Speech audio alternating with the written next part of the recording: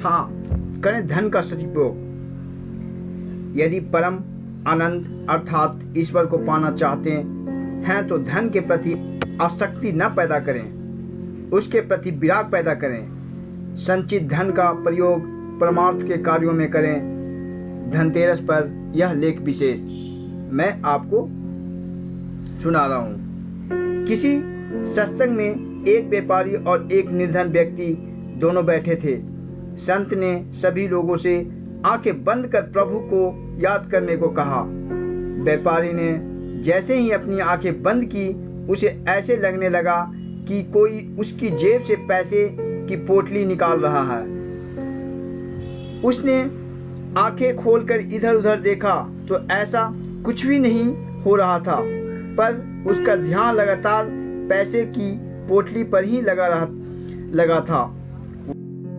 एक निर्धन व्यक्ति भी आंखें बंद कर प्रभु को याद कर रहा था। चूंकि उसके पास कुछ था ही नहीं, इसलिए वह लगातार ईश्वर को ही याद करता रहा और परमानंद को पाने में कामयाब हुआ।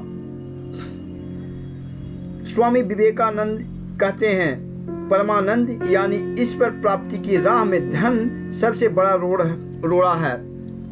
अगर धन दूसरों की भलाई में लगाया जाए तो इसका कुछ मूल्य है, अन्यथा यह बुराई का एक ढेर है। यह हमें पतन की ओर ले जाता है। यह सच है कि जिंदगी की कई सारी जरूरतों को पूरा करने के लिए हमें धन चाहिए।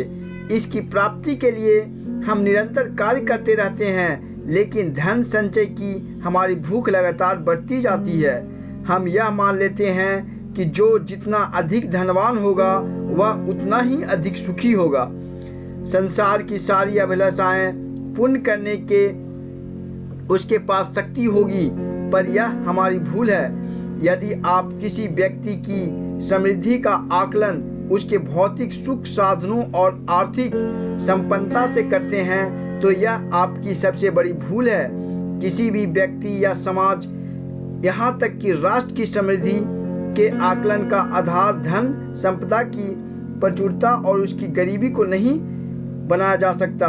स्वामी रामकृष्ण परमहंस कहते हैं, संसार का प्रत्येक पदार्थ नाशवान है।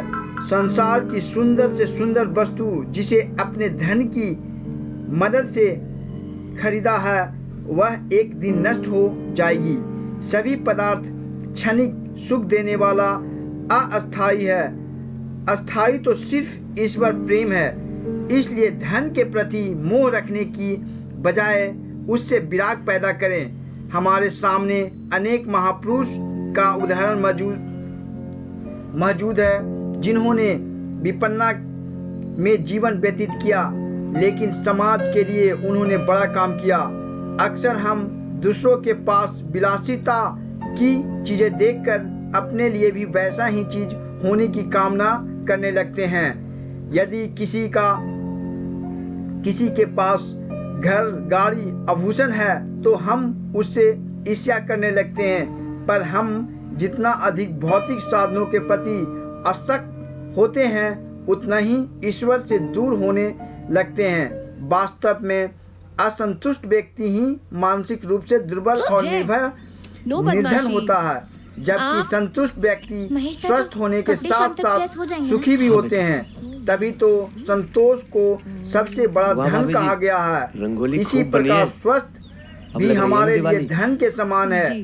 स्वस्थ तन में ही सुंदर मन और विचार विराजते हैं। कल और आज जल्दी से कपड़े लेके आना। दोनों एक जैसा होता है। धनवंतरी को चिकित्सा का देवता माना जाता है। इस अवसर पर हम भौतिक साधनों की खरीद और संचय की बजाय सबसे बड़ा धन कहीं जाने वाले निरोग काया और उच्च विचार का ही संचय करें। तो दोस्त, आप हमेशा धन का सदुपयोग करें, दुरुपयोग न करें। Please subscribe my channel for more video. ET calling ST, code red, code red।